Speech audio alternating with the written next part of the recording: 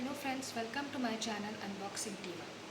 आज हम अनबॉक्स करने जा रहे हैं वेपोराइज़र की, जो मैंने अमेज़ॉन से मंगवाया है। इसको स्टीमर भी बोलते हैं। तो चलिए हम लोग इसे ओपन करते हैं।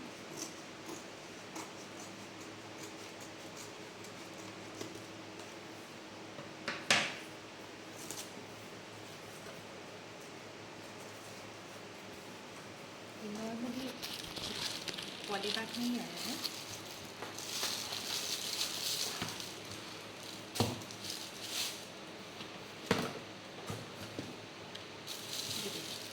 ये फेशियल स्टीमर है।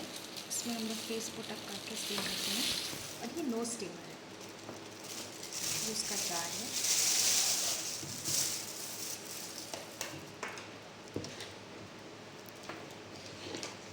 इसमें मेजरमेंट्स है वाटर के।